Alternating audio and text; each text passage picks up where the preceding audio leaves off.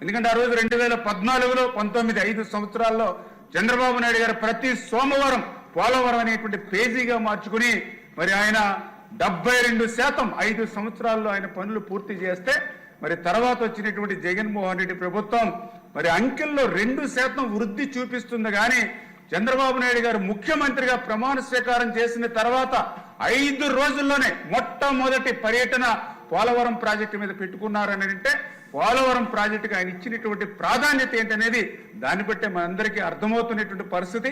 ఆ రోజు మరి క్షేత్రస్థాయిలో చూస్తే ఆ పోలవరం విధ్వంసం గత 5 సంవత్సరాలు ఏ విధంగా గురైందో ఒక ఆవేదన మరి ఆ రోజు చంద్రబాబు నాయుడు గారిలో కూడా మేము కూడా చూడటం జరిగిందే అధ్యక్ష.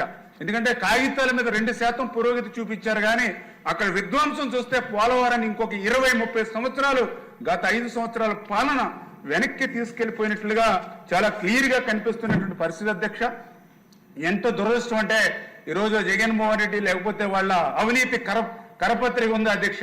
రోజు అసత్యాలు అబద్ధాలు, ఎందుకంటే వాళ్ళ బ్రతుకే ఒక అబద్ధాల బ్రతుకు. తెలుగు జాతికి ఇంత ద్రోహం చేసి పోలవరాన్ని ఇంత ముంచేసి మళ్ళీ ఆ పోలవరం గురించి వాళ్ళు మాట్లాడుతూ ఉంటే దొంగే దొంగ దొంగ అన్నట్టుగా ఉన్నటువంటి పరిస్థితి అధ్యక్ష. మరి ఏదైతే చాలా క్లియర్ గా ఈవేళ ఇటువంటి వాటికి సమాధానం చెప్పలేక ఈరోజు జగన్మోహన్ రెడ్డి అసెంబ్లీ కూడా చాటు వేసేసినటువంటి పరిస్థితి కనిపిస్తుంది అధ్యక్ష.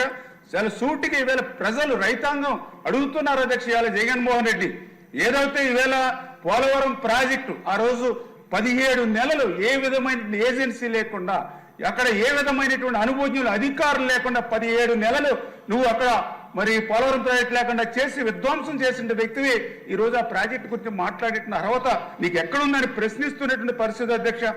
18 నెలలు అధ్యక్ష ఆ రోజు శ్రమించి కష్టించి మరి ఆ డయాఫ్రమ్ వాళ్ళని నిర్మాణం చేస్తే మరి ఏదైతే మరి ఆ రోజు మరి జగన్మోహన్ రెడ్డి ఆ యొక్క డయాఫ్రమ్ వాళ్ళని విధ్వంసం చేసి మళ్ళీ ఈవేళ 1000 కోట్ల రూపాయలు మళ్ళీ ఈవేళ భారం పెట్టినటువంటి వ్యక్తికి ఈవేళ పోలవరం గురించి మాట్లాడేటువంటి అర్హత ఎక్కడుందని చెప్పి ఈరోజు రైతాంగం ప్రశ్నిస్తున్నటువంటి పరిస్థితి అధ్యక్ష.